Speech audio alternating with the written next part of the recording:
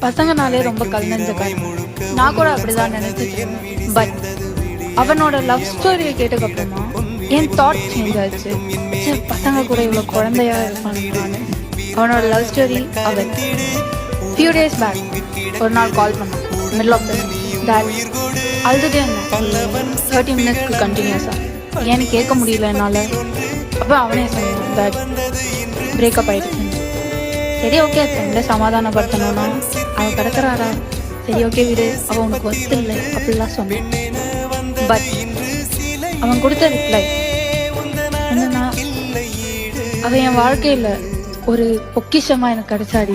நான் குப்பையில் இருக்கும்போது அவன் என் வாழ்க்கையில் எனக்கு எல்லாமே பிடிச்ச விஷயமா, நான் ரசித்த விஷயமா மாறினான். நான் ரொம்ப வேர்ஸ்டாக இருக்கிற சுச்சுவேஷனில் கூட என்னை எப்படி ஹேண்டில் பண்ணணும்னு அவள் கற்றுக்கணும்.